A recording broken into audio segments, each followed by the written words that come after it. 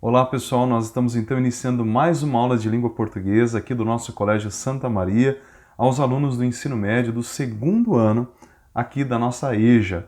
Então pessoal, como nós já conversamos esses dias, eu quero recordar-lhes de que nós não teremos então mais as nossas lives diárias.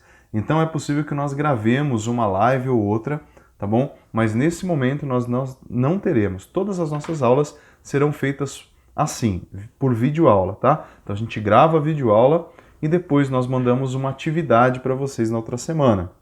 É possível que eu grave mais de uma videoaula, tá, por semana, para que a gente possa ter aí um material não apenas impresso, um material didático, mas também a minha explicação. E hoje vocês podem ver que eu resolvi aqui ligar a minha câmera, mas ela está muito ruim. Eu não sei o que aconteceu com a câmera aqui do meu notebook, que ela fica pulando. Então, vocês vão me ver, de vez em quando eu vou dar uns pulinhos assim, vai aparecer uns riscos aqui na minha frente, mas vocês fiquem tranquilos porque deu algum problema. Infelizmente o notebook acabou caindo, eu acho que deu algum problema nessa queda, tudo bem?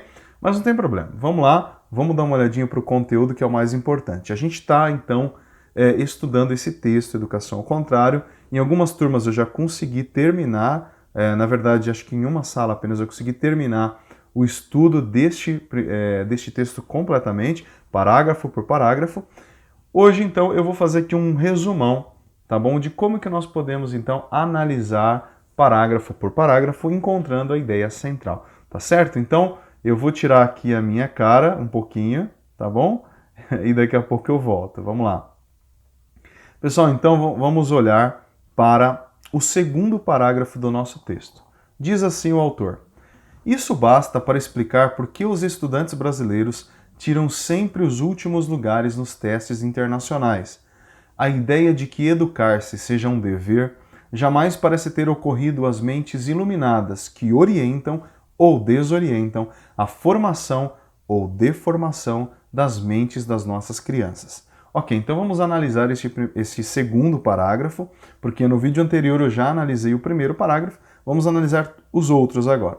Neste segundo parágrafo, o autor ele dá início constatando um problema. Primeiro, ele começa falando que isso basta. Isso o quê? O quê? De que ele está falando?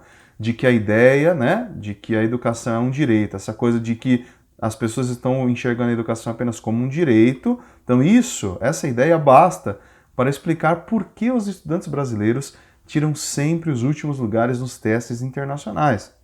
A ideia de que educar-se seja um dever jamais parece ter ocorrido às mentes iluminadas que orientam ou desorientam a formação ou deformação das mentes das nossas crianças. Olha só, ele está fazendo uma crítica dura aqui. Para quem? Quem que o autor está criticando? Olha só, ele está criticando as mentes iluminadas que orientam a formação das nossas crianças. E quem são essas pessoas? Se a gente está falando de educação no sentido escolar, só pode estar falando dos professores, não é? Então, para o autor, os próprios professores, que são essas mentes iluminadas que formam as crianças, eles mesmos, não têm ideia de que a educação seja um dever.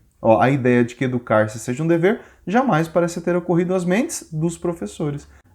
Mostram para os seus alunos, dizem aos seus alunos que é direito deles. É direito. Então, se é apenas um direito, o direito serve para ser cobrado apenas. Então, o aluno não precisa, de sua própria parte, fazer nenhum esforço. Por isso, olha o resultado: os estudantes brasileiros tiram sempre os últimos lugares nos testes internacionais. Porque, para eles, basta ser aprovado automaticamente, né?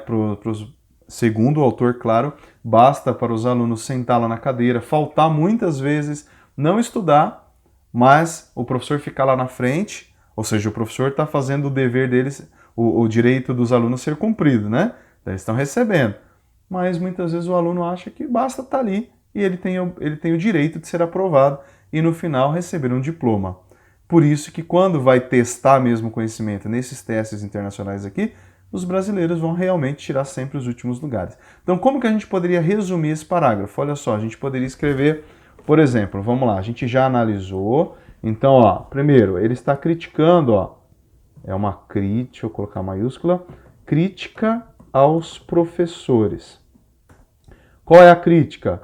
Professores não veem a educação como dever. Qual a consequência? Alunos se acomodam e vão mal nos testes internacionais. Seria um mapa, né? Aqui, ó. O que o autor faz? Uma crítica aos professores, porque os professores não veem a educação como dever, apenas como um direito, então dizem para os alunos que eles podem só receber.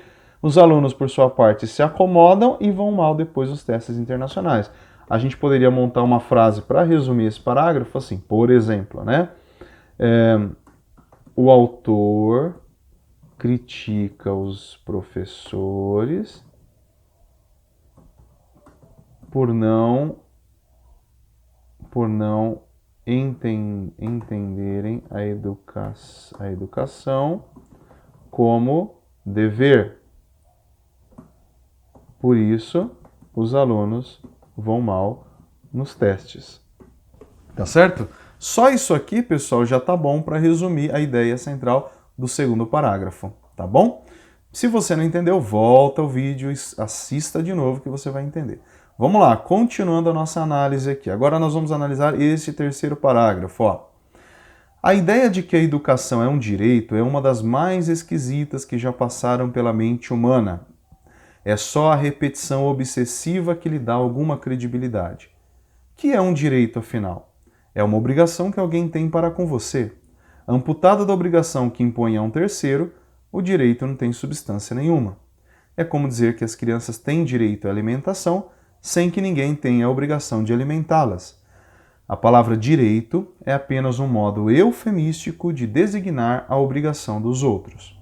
Então, neste próximo parágrafo, esse terceiro parágrafo, o autor aqui ele vai encrencar com uma palavrinha, né? Qual é a palavra que ele está aqui encrencando? Com que palavra que é?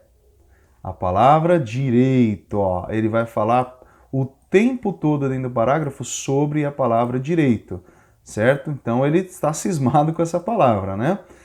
Tanto que ele começa dizendo que pensar a educação como um direito é uma das coisas mais esquisitas que as pessoas já puderam ter inventado, né? E ele ainda diz que é só porque existe uma repetição nessa frase, nessa palavra, todo mundo fala direito de todos, que pode dar alguma credibilidade a essa palavra. Ou seja, é só uma repetição exaustiva, exagerada, né? Então, de tanto falar, as pessoas acabam repetindo isso também, acabam acreditando, né?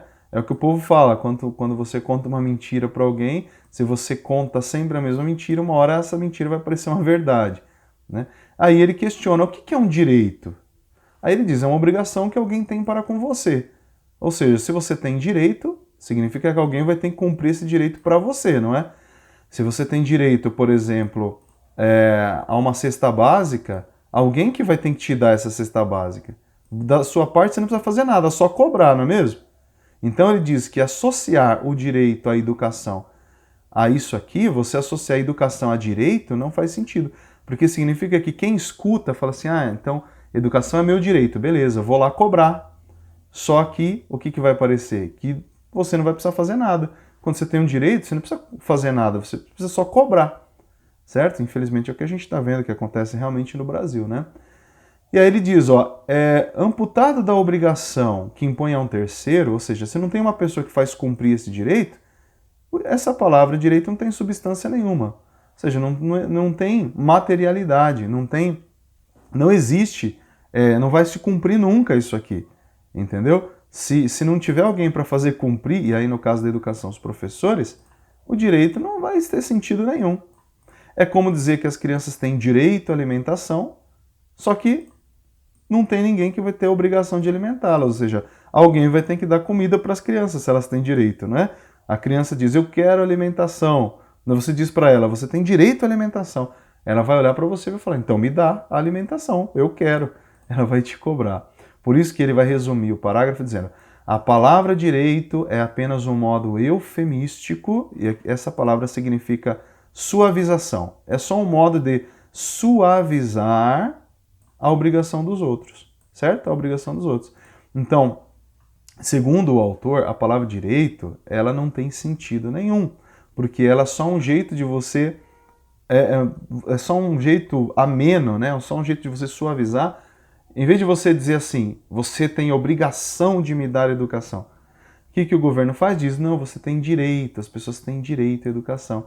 É como se o próprio governo tivesse falando, ó, como é seu direito, você pode vir aqui me cobrar, tá bom? Vem me cobrar, vem me cobrar. Então, para o autor, a palavra direito não tem sentido nenhum, certo? Então, olha só. Agora, neste parágrafo aqui, ó, o autor critica a palavra, não, a ideia, né?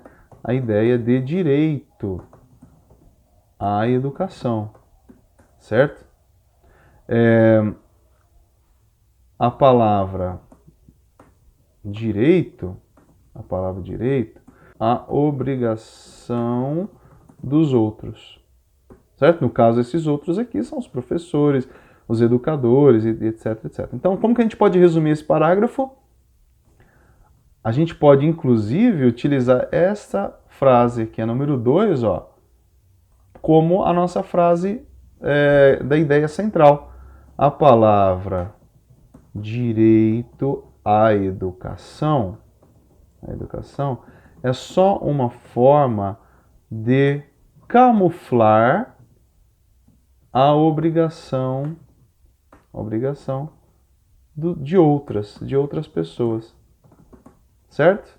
No caso, as pessoas, de novo, eu digo, são os professores, educadores, etc. Tá bom? Se você não entendeu, volta ao vídeo e a gente vai continuar a nossa análise aqui.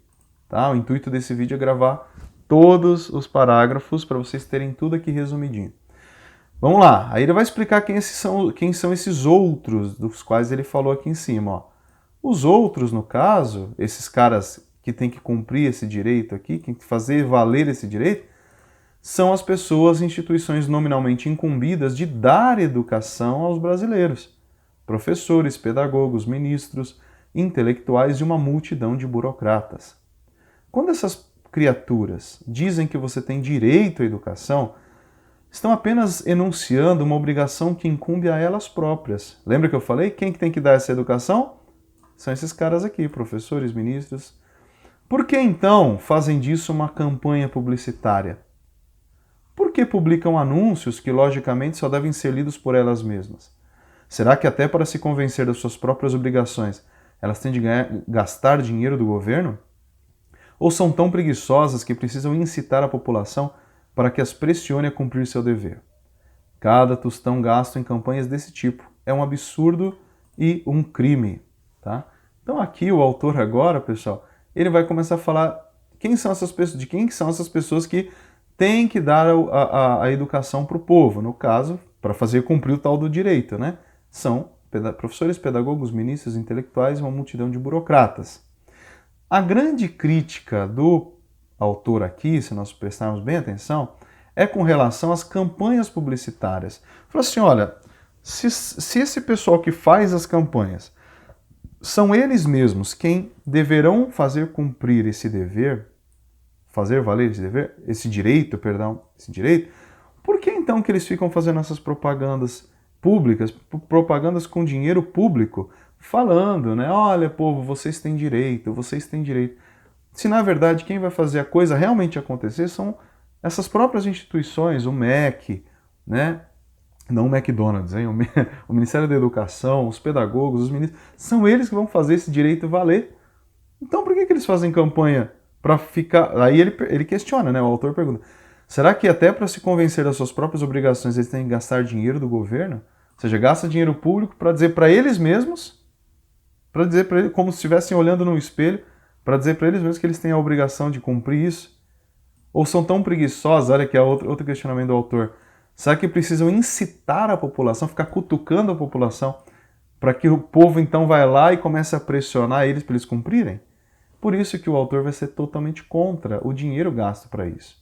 Fala que não faz sentido dizer você fazer propaganda na televisão, colocar outdoor, para você dizer uma obrigação que é sua mesmo.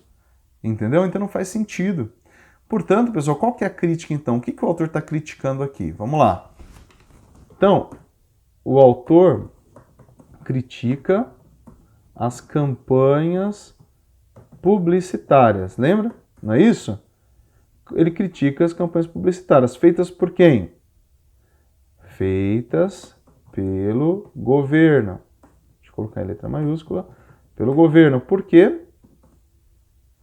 Porque esse dinheiro não faz sentido ser usado nessas campanhas, porque as campanhas são destinadas ao próprio governo. É como se o governo estivesse olhando no espelho e falando para ele mesmo, certo? Então, dinheiro jogado fora, certo? Então vamos lá, vamos resumir logo esse parágrafo aí. Olha só, vamos resumir. O autor critica as campanhas publicitárias do governo sobre educação, sobre direito à educação, né? Sobre direito à educação, pois é dinheiro jogado fora, certo? Isso é só um exemplo que você pode fazer aqui, tá bom? Para você ver como que uma frase pode resumir toda a ideia do parágrafo, tá bom? E aí depois, quando você for estudar isso aqui, tá muito mais fácil, tá certo? Vamos lá? Passemos. Eu tô correndo um pouquinho para o vídeo também não ficar muito longo, né? Tá certo, pessoal? Então vamos analisar agora o nosso próximo parágrafo aqui, ó. Mais ainda, a experiência universal dos educadores genuínos prova que o sujeito ativo do processo educacional é o estudante, não o professor, o diretor da escola ou toda a burocracia estatal reunida. Ninguém pode dar educação a ninguém. Educação é uma conquista pessoal e só se obtém quando o impulso para ela é sincero, vem do fundo da alma e não de uma obrigação imposta de fora. Ninguém se educa contra sua própria vontade, no mínimo porque estudar requer concentração, e pressão de fora é o contrário da concentração. O máximo que um estudante pode receber de fora são os meios e a oportunidade de educar-se, mas isso não servirá para nada se ele não estiver motivado a buscar conhecimento. Gritar no ouvido dele que a educação é um direito seu só o impele a cobrar tudo dos outros, do Estado, da sociedade e nada de si mesmo, tá? Então, pessoal, vocês percebem, olha o tamanho do parágrafo, mas nós temos aqui uma palavra central, uma ideia central que é desenvolvida em todo o parágrafo, né? Resumidamente, se a gente fosse falar de uma forma geral, vocês podem perceber que o autor está dizendo assim, olha, ninguém pode dar educação para ninguém, isso aí depende da própria pessoa, não é? Depende do impulso interior, a pessoa ter o desejo da educação. Não adianta alguém ficar gritando, você precisa estudar, ou olha, você tem direito à educação. Se aquela pessoa não tiver motivação própria, se aquela pessoa não buscar o conhecimento por sua própria vontade, você pode perceber que não vai ter efeito, certo? A pessoa vai apenas fazer aquilo por obrigação. Então, para o autor, a educação depende do estudante. Ele até diz isso no começo, ó, que o principal sujeito do processo educacional é o estudante, ó, não o professor, nem o diretor da escola, ninguém. É o próprio estudante, tá? E aí, nós poderíamos, pessoal, resumir esse parágrafo aqui, ó, nesta frasezinha. Educação é uma conquista pessoal, tá? Então, a gente pode resumir aqui, ó. Educação é uma conquista pessoal. Você pode ler, reler quantas vezes você quiser esse parágrafo, que você vai ver que a ideia está contida exatamente aqui, ó. Aqui a educação é uma conquista pessoal. Ou seja, quando a gente fala isso, a gente já está resumindo tudo que ele falou, que ninguém pode dar educação a ninguém, que a educação não vem de fora, que a educação vem de dentro da alma, é um impulso interior, tem que ter o desejo do aluno, está tudo aqui contido, tá certo? Muito bem. Vamos então analisar o último parágrafo agora para a gente fechar o nosso texto. Olha, se há uma coisa óbvia na cultura brasileira, é o desprezo pelo conhecimento e a concomitante veneração pelos títulos e diplomas que dão acesso aos bons empregos. Isso é uma constante que vem do tempo do Império e já foi abundantemente documentada na nossa literatura. Nessas condições, campanhas publicitárias que enfatizem a educação como um direito a ser cobrado e não como uma obrigação a ser cumprida pelo próprio destinatário da campanha, tem um efeito corruptor quase tão grave quanto o do tráfico de drogas. Elas incitam as pessoas a esperar que o governo lhes dê a ferramenta mágica para subir na vida, sem que isto implique da parte delas nenhum amor aos estudos, e sim apenas o desejo do diploma. Então, pessoal, olha só. Aqui o autor já começa falando o seguinte, que na cultura brasileira já é cultural o brasileiro ficar preocupado com diplomas e títulos. Então, eu sou mestre, eu sou doutor, eu fiz faculdade disso, né? O pessoal gosta, o brasileiro gosta de mostrar os seus títulos, mesmo que ele não saiba absolutamente nada, mesmo que ele tenha tido uma péssima formação, mesmo que ele tenha faltado muito na faculdade, tenha ficado nos barzinhos, tenha, né, como a gente diz, tenha cabulado aula, não tem problema. O que importa para o brasileiro, segundo o autor, é o quê? A veneração pelos títulos, ó. Veneração pelos títulos e diplomas, por quê? Porque eles vão dar acesso aos bons empregos. Então eu chego para fazer a minha entrevista, mostro o meu currículo, mostro um papel, né, que fala que eu sei um monte de coisa, mas na verdade muitas vezes as pessoas não sabem nada, que é o que ele diz aqui, ó. O brasileiro despreza o conhecimento e só pensa nos títulos e diplomas. Por quê? Porque vão conseguir bons empregos. Agora, isso é o que o autor afirma, tá certo? Ele diz que isso vem do tempo do Império aqui no Brasil ainda, lá do tempo do Império. E ele diz que quando são feitas campanhas publicitárias para dizer que o povo tem direito, ou seja, vocês têm que cobrar mesmo, vocês podem vir cobrar, significa o seguinte, que você está vendendo uma ilusão. É o que o autor está querendo dizer. Você está vendendo uma ilusão. É a crítica que ele faz ao governo. Por quê? Porque a pessoa vai achar que só dela cobrar, ela já vai ter o conhecimento. Só dela cobrar, ela já, pronto. Agora já é uma intelectual. Já é intelectual. Então, ele está criticando, certo? Porque é como se fosse... É o que ele diz aqui, ó. Essas propagandas incitam as pessoas a esperar que o governo lhes dê a ferramenta mágica para subir na vida, sem que isso implique da parte delas nenhum amor aos estudos, sim apenas o desejo do diploma. Então é uma ilusão, certo? Dizer que as pessoas têm direito é vender ilusão, porque elas vão achar que só isso vai bastar para que elas aprendam, para que elas sejam inteligentes. E na verdade, pessoal, não. Segundo o autor, é preciso buscar o conhecimento por conta própria, certo? Então a gente poderia basicamente resumir esse parágrafo aqui da seguinte maneira, ó. A gente pode analisar, né? Dizendo que o brasileiro ele despreza o conhecimento e venera os títulos e diplomas, certo? Pode ver que no final ele vai dizer a mesma coisa. Não implica da parte dos brasileiros nenhum amor aos estudos, e sim apenas o desejo do diploma. Então, basicamente é o quê? Olha só, vamos ver o que ele está dizendo, então. Opa, deixa eu colocar maior para vocês enxergarem melhor aí, né? O autor afirma que os brasileiros não querem o conhecimento, mas apenas o diploma, certo? Poderia escrever de outra forma? O brasileiro odeia o conhecimento, mas ama o diploma, certo? O brasileiro despreza o conhecimento, mas venera os títulos e diplomas. Então tem várias formas de escrever, tá? Eu dei 3 exemplos aqui que dão na mesma, tá certo? E aí a gente fecha então o estudo desse texto aqui, por enquanto, no que diz respeito à compreensão textual. Então vale a pena lembrar vocês de que nós estamos fazendo um exercício de leitura e compreensão por enquanto. A gente ainda não entrou na interpretação do texto. A gente só está entendendo o que o autor está falando, tá certo? Então depois a gente vai poder estudar mesmo a interpretação, tá certo? Mas a gente está vendo só, por enquanto, a compreensão textual. Tudo bem, pessoal? Então era isso que eu tinha para falar para vocês.